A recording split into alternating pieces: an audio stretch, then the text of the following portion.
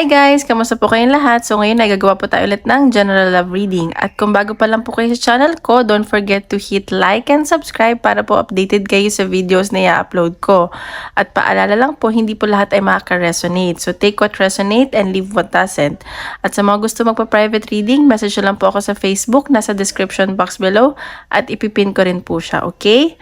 So ngayon, tingnan po natin kaninong energy kayo makukuha natin ngayon. General love reading.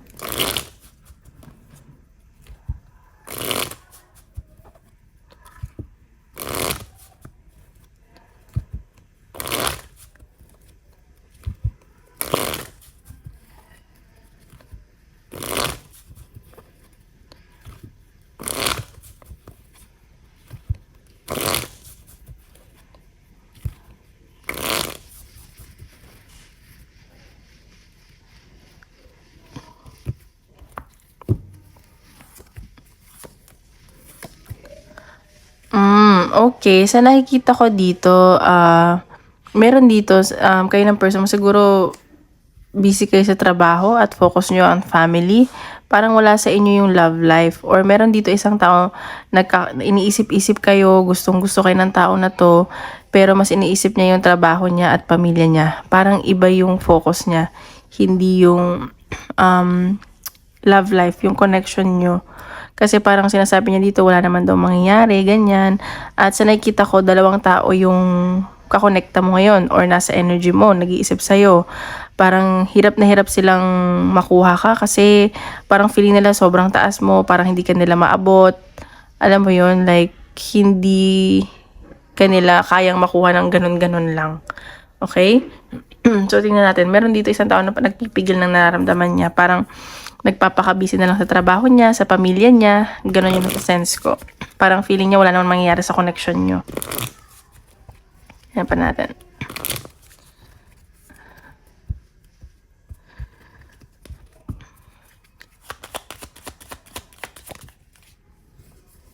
Ayan, shapeshifter. So, nakikita ko dito, itong taong to, nakita niya talaga yung pagbabago mo at sa nakikita ko, sobrang attracted to sa'yo. Alam mo yun? Parang crush ka niya, ganun. At sa nakikita ko, para sa kanya, siguro kailangan po mag-heal sa sarili, may nakikita ko adventure. So, baka iniintay ka nito or magkikita kayo. Ayan adventure or pupunta ka ba sa iba or kung ano man, magta-travel ka ba. So, meditate. So, tingnan natin energy ng person mo.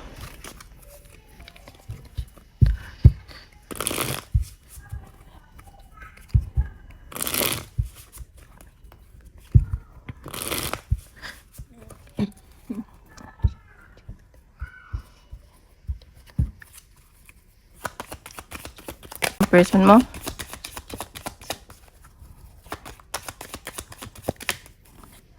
Okay. Sa nakikita ko, itong taong to nasasaktan.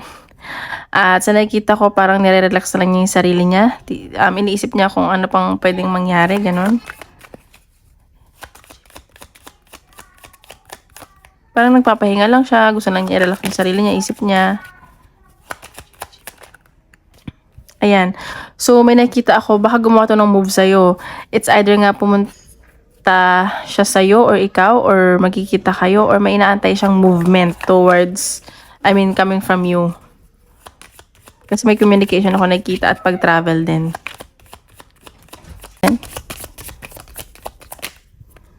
Okay, so ito, wala siyang, actually, yun nga, sabi ko nag-aantay siya ng may movement, pero parang nagdadalawang isip pala siya. Alam mo yun, hindi niya alam kung anong gagawin. Paano niya gagawin? Ganun nakita ko. Parang hindi siya makagawa ng move. Na-stuck siya, ganun.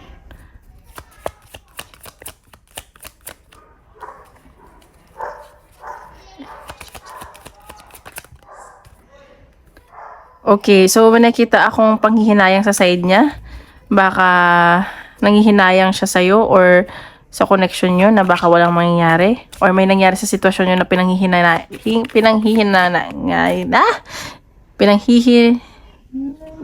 niya. Ayun, temperance. So nakikita ko dito, gusto niya sana ng maayos na pag-uusap, maayos na connection kasi parang nakikita ko na masaya siya sa connection niyo eh. Nagiging patient lang siya, masaya siyang kausap ka, ganun. Parang may mga binabalanse siya. Binabalanse niya yung emosyon niya at utak niya. Ayan, so, ayan nga, baka nga may pag-travel, like, around the world, out of the country. At sa nakikita ko, yun talaga eh, puro travel eh. Magkalayo ba kayo nito? Parang inaantay ka nito.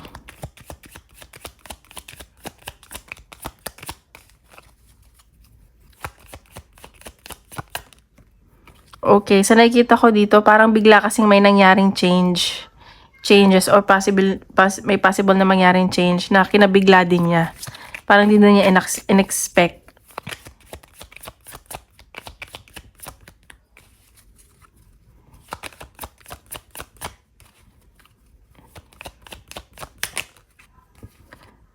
Ayan o. Sa nakikita ko ha, feeling niya marami nagkakagusto sa'yo. Sa nakikita ko, baka inisip niya na may may pag-travel talaga eh, 6 of Wands. So, may movement na nangyayari. Siguro may pinagpipilian ka. Ayan. So, tingnan pa natin. Ayan, nasasaktan talaga to. Parang feeling niya marami naman kakagusto sa'yo, hindi mo siya magugustuhan. Sobrang nasasaktan to ngayon, as in. Ayan no, naguguluhan to. May nararamdaman to sa'yo. Mahal ka nito. At sa nakikita ko, parang pina-follow na lang niya yung instinct niya. At attracted to sa'yo yung taong to. Passionate to sa'yo. So, tingnan natin. Energy mo naman.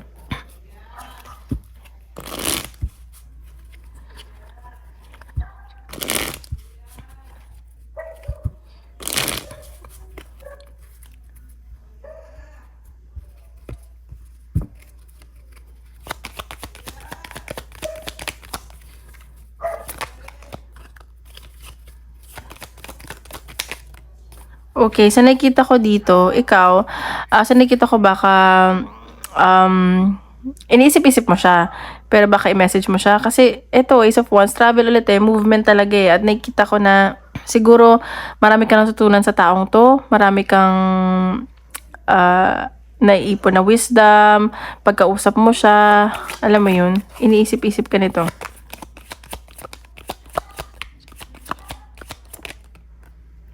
Ayan, the Magician. So, nakikita ko na manifest mo tong taong to. Or mina-manifest mo. Sa nakikita ko, parang may nararamdaman ka din. Parang na-excite ka, pero pinipigilan mo. Marami ka kasing may pinagpipilian ka siguro dito dalawang tao.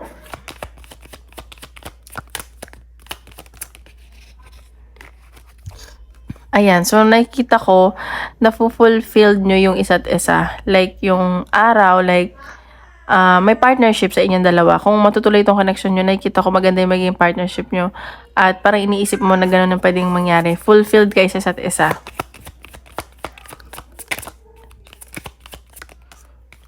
Ayan. So, nakikita ko dito na siguro nababagalan ka lang sa actions niya.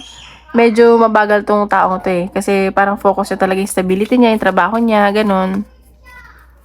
At marami ka natutunan na wisdom nga dito.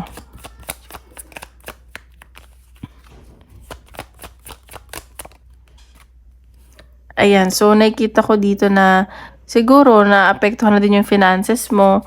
Kaya yung decision mo dito na rin nagbe-base.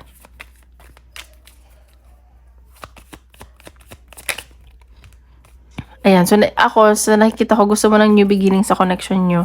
Para magsisimula kayo ulit, ganun. Or siya yung magiging, parang makapagsimula ka ulit, siya yung daan, ganun. 10 of Cups, yun yun. So, nakikita ko, gusto mo naman na mag-union or magkikita kayo, ganyan. May nakikita kasi akong celebration eh. Baka may reunion ako mangyari sa inyo. Oh my God, the lovers. Feeling ko, mutual kayo na nararamdaman at pinipigilan nyo to parehas. Tinatago, ganun. Yan natin. Nagtatagoan kayo na nararamdaman. Ayan. So, nakikita ko marami ka natutunan sa taong to at siya din. Sa nakikita ko kung kaya nyo itong i-workout na dalawa. kung talagang ipupurso nyo to. Ayun, the Wheel of Fortune, no? Destiny. So, destiny na magkita kayo. At sa nakita ko, parang hindi ka na din makatulog, kakaisip. And mahal ka nitong taong to, pero nagugulan siya sa nararamdaman niya. Baka dalawang tao yung nakakonect sa'yo. Yung isa attracted, yung isa mahal ka. So, tingnan pa natin.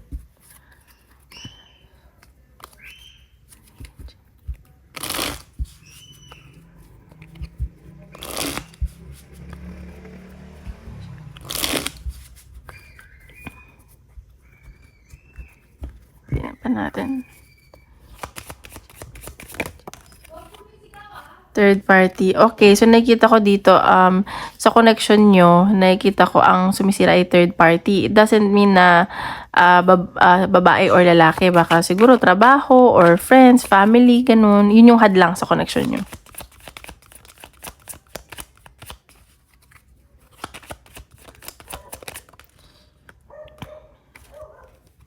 So, ayan. So, siguro dito may tawag dito? May susugal. May susugal dito sa connection na to.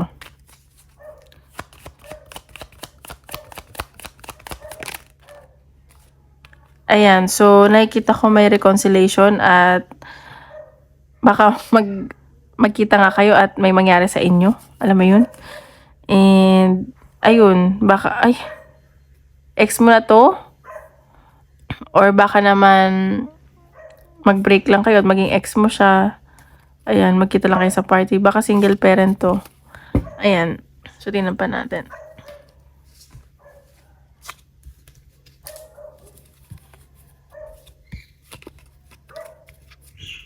Tingnan pa natin.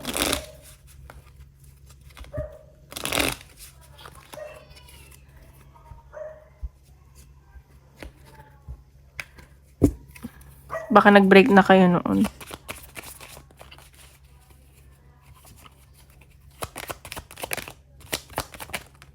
Okay, so nakita ko, siguro itong taong to, ito yung mga nagbigay na advice sa'yo. So nakita ko parang, siguro naging, ano man na siya, parang mentor mo. Kasi mas marami siyang alam sa'yo. At marami siyang na-share na knowledge sa'yo. Ayan, so mag-ingat ka lang kasi nga, ayun, baka may third party. It doesn't mean nga na other person. Pwede namang kaibigan or trabaho, family, ayan. Ayan, so baka may matrap dito sa connection na to or meron na-feel trap sa connection kasi nahihirapan nga. Ayan o, may natatakot at nabubulag-bulagan, ganun.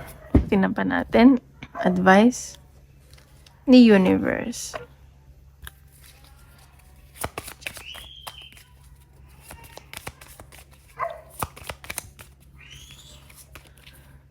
We're all just stardust. So, ayan, sinasabi dito na gumawa lang tayo ng mabuti sa dito sa mundo kasi parang kung saan tayo galing doon din tayo babalik eh.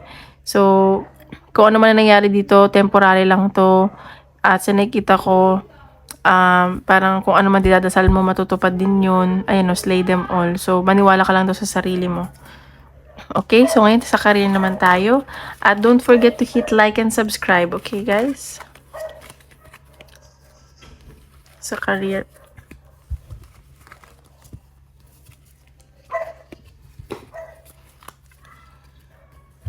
General career reading.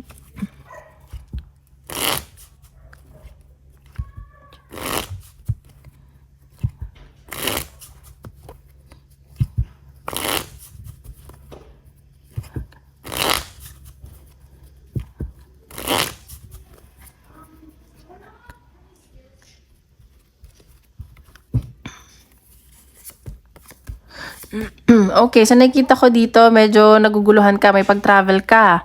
So nakikita ko mag-ayos ka ng documents and matagal mo na tong hiniling. Medyo nahihirapan ka lang kasi nagdadalawang isip ka. Kung anong, ayan no. Okay, magiging okay naman daw yung kaperahan mo. Medyo nagdadalawang isip ka lang. Ayan, so may bago siguro trabaho, may pipirman kang kontrata, mag-ayos ka ng documents. Ayun lang yun, doon ka lang nahihirapan sa pagdadalawang isip mo. Ayan nga natin. Magiging okay naman. May travel talaga, oh. Ayan. So, tingnan pa natin.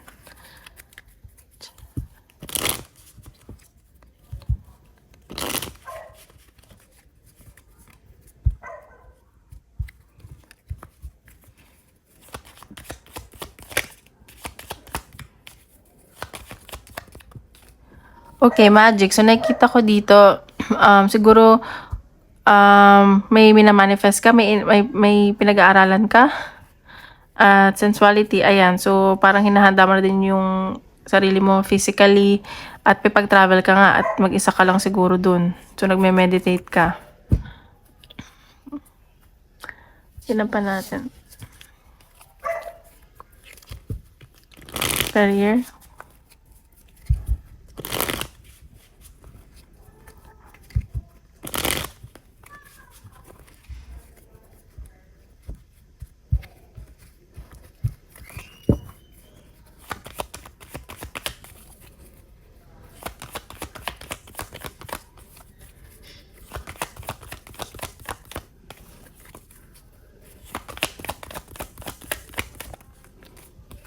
Okay, sa nakikita ko medyo emotional ka ngayon, na-overwhelm ka sa mga nangyayari. Sa nakikita ko, mahal mo naman yung ginagawa mo or pipiliin mo yung makakapagpasaya sa'yo, makakapag-fulfill sa'yo. Alam mo yun. Ayan, so may inaantay ka talagang pag-travel dito, pero nagdidesisyon ka, parang nagdadalawang isip ka eh. May mga choices ka ba? See? Kakasabi ko lang. Nagdadalawang isip ka. Nahihirapan ka dito. Ayan, so nakikita ko dito, siguro kailangan mo na ng new beginning. Kung nagdadalawang isip ka, gusto mo rin naman ng new beginning. Yun yung nakikita ko. Kasi may communication ako nakikita eh. Ayan, so may collaboration. So, kung ano man daw yung piliin mo, magiging maayos naman daw. At may mga katrabaho ka, magiging maayos naman daw. Kasi ano eh, collaboration eh. May mga matutunan ka, ganun. Ayan, so baka may nagkakagusto sa'yo sa trabaho or may magkakagusto sa'yo. Sa nakikita ko, attracted tong taong to sa'yo. Hindi pa siya gumagawa ng move, pero attracted to sa'yo.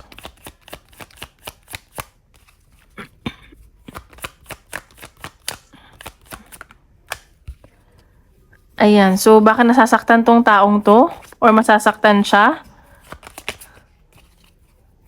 Katrabaho mo ata te. Ayan, so may nakita akong movement. Ayan o, 8 of Wands ulit. So gusto mo naman pag-isa. So may movement ako nakikita at communication na paparating. So may gagawin ka talaga dito. Ayan o, siguro may ile-let go ka na. At magkakaroon ka ng new beginning. Ayan, nakikita ko. Pa natin sa career. Ayan, so may iniisip-isip ka na dito pag-travel. So nagiging optimistic ka, ganyan. Ayan o, may swerteng paparating sa'yo o. Ayan, so ready ka na daw. Kung ano man daw yan, ready ka na. Swerteng paparating sa'yo. Ayan, so may mga bago kang ideas dito. Up for a challenge ka. Siguro may mga iba lang na hindi mag-a-agree sa mga desisyon mo. Pero magiging maayos naman din daw. So tingnan pa natin advice ni universe sa career.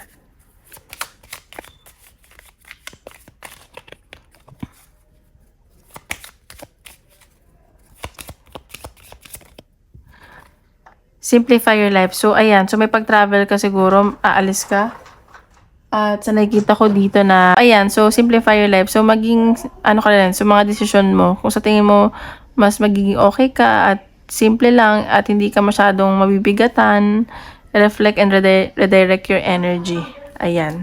So, isip ka ng question, tingnan natin kung anong isasagot ng universe.